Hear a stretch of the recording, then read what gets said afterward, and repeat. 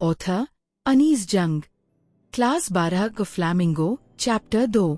Introduction to the chapter. Lost Spring is a non-fiction chapter written by journalist and writer Anees Jung. The chapter appears in two parts. Part 8, Sometimes I Find a Rupee in the Garbage, deals with the life of rag pickers living in Simpuri, Delhi. Part 2, I Want to Drive a Car, talks about child labor in Firozabad, a center of the bangle making industry. The main idea behind both parts is the exploitation of children, the cycle of poverty, denial of education, and the loss of childhood dreams. The spring in the title means childhood, and lost spring means lost childhood.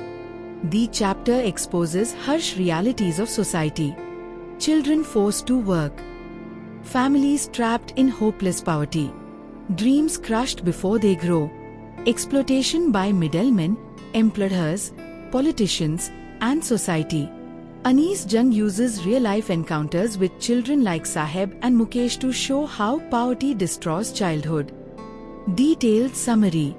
The following summary is expanded, descriptive, easy to understand, and perfect for board exam preparation. Part I. Sometimes I Find a Rupee in the Garbage. Beginning of the chapter. The author meets a young boy named Sahibi Alam every morning. He is a rag picker who searches the garbage dumps near the author's house. He has a torn bag slung over his shoulder and goes barefoot. The author often asks him, "Why do you do this, Saheb?" To this, Saheb replies with an innocent smile, "I have nothing else to do." This simple sentence reveals the brutal truth. Poverty gives children no choices. Who is Saheb? Saheb and his family are Bangladeshi migrants. They left their home in Dhaka long ago because storms washed away their fields.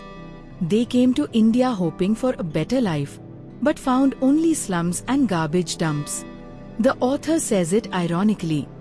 Garbage is gold for them. For the rag pickers, garbage is like a treasure hunt. For children, it is wonder. For adults, it is a means of survival.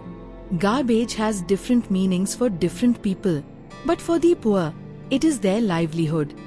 NCERT key point: the poverty cycle. The chapter highlights a cycle. Poverty, no education, child labor, generational poverty. Children like Saheb get trapped in this cycle and cannot escape. Life in Simpuri. Simpuri is a slum on the outskirts of Delhi. Important facts.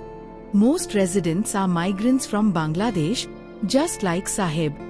About 10,000 rag pickers live here. The area lacks basic facilities.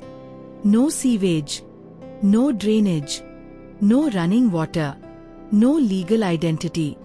All they have are ration cards, which give them grain. Anees Jung explains, food is more important for survival than identity. The slum dwellers don't care about legality. They only want food and shelter, children and garbage. For children, garbage is exciting. They hold the hope of finding a rupee, or perhaps a silver coin, or even 10 rupees, which would be like magic. This hope keeps them working every day. The author once asked Saheb why he does not go to school. He replied, "There is no school in my neighborhood." When the author jokingly promised to start a school, Saheb believed her. But she herself forgot her promise, while Saheb would ask every day, "Is your school ready?" This shows the innocence and trust of poor children. Barefoot children a symbol.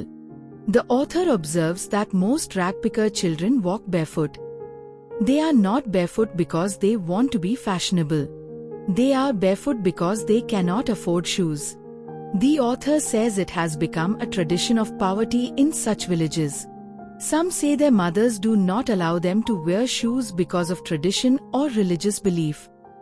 But the truth is, they have no money to buy shoes. The author remembers a story from Udupi, where priest's son prayed for shoes. Months later, He saw the Sam temple full of shoes of the rich visitors, the irony of life. NCERT key point, social injustice. The barefoot children symbolize social inequality and injustice. They are denied even basic childhood pleasures like wearing shoes, playing, going to school, eating properly. Children's dreams. The author asks Sahib what he really wants to do. He says, "I want to go to school." But that desire is weak because he knows it's impossible. His family's poverty does not give him the luxury to dream big. The tennis court episode. Sahib often watches boys playing tennis from outside the fence of a club. He wishes to play, but cannot afford it. The author observes. He likes the shoes thrown away by rich boy. They are oversized but still useful to him. These shoes represent the gap between rich and poor. The rich discard what the poor consider treasures. Sahib gets a job. One day the author meets Sahib holding a heavy steel canister. He has taken up a job at a tea stall. Now he earns 800 rupees a month and gets all meals, but something essential is gone. His freedom. The author says. The steel canister seems heavier than his plastic bag used to be. Earlier he was poor but free. Now he is employed but not free. He has lost his carefree childhood. Thus the metaphor lost spring. Part I, themes and key points, NCERT oriented. Child labor. Poverty. Lost childhood. Social inequality. Exploitation. Importance of education. Identity crisis. Hopelessness of migrant families. Dreams versus reality. Large Orange Diamond Part 2. I Want to Drive a Car Medium White Star Introduction to Part 2. The author visits Firozad, the center of India's glass-blowing and bangle-making industry. Here she meets another child, Mukesh. Mukesh tells the author that he wants to become a motor mechanic and drive a car. This is surprising because children of bangle makers never dream beyond the bangle industry. Medium White Star Life in Firozad. The author describes Firozad as a city where every family is involved in bangle making. This is a traditional occupation passed from one generation to another. Even small children work in dim rooms, dark furnaces, high temperatures, congested spaces. They work with hot glass, dangerous tools, and harmful chemicals. Medium White Star insert key point, hazardous work. Bangle making is illegal for children, but still millions of children are forced to work. Why? To support the family. To escape hunger. Because of debt. Lack of schooling. Pressure from middlemen. Many children lose their eyesight before they become adults due to glass dust and dim light. Medium White Star, the house of a bangle maker. The author describes the house of a bangle maker. Dilapidated. With crumbling walls. No windows for ventilation. Overcrowded rooms. Kerosene stoves burning all day. Smell of glass and smoke. The environment is dangerous but unavoidable. Medium White Star story of Mukesh's family. Mukesh belongs to a family of bangle makers for generations. His grandmother believes that making bangles is a God-given destiny.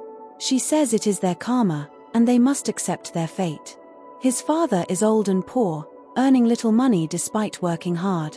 His house shows poverty, hopelessness, generations stuck in the same occupation, lack of progress, exploitation by middlemen. Medium White Star, the pain of women. The women in Firozad spend their lives making colorful bangles. Bangles symbolize marriage, happiness, and tradition, but ironically, these women who make them live in sadness. Their eyes get damaged due to long hours of work in dim lights. The author sees that every woman has lost their youthful spark. For them, bangles are not symbols of celebration but symbols of lifelong misery. Medium White Star, the cycle of exploitation. Aints Jung highlights three major forces trapping these families. 1. Sahukas, moneylenders. They lend money at high interest rates. 2. Middlemen. They take most of the profit, leaving almost nothing for workers. 3. politicians and police. They support this system for money and power. Anyone who tries to break free faces abuse, gets beaten, ends up in jail. Thus, bangle makers live in fear and helplessness. Medium white star. Insert key point, vicious circle. Families are trapped in a cycle. Poverty, child labor, illiteracy, traditional occupation, poverty.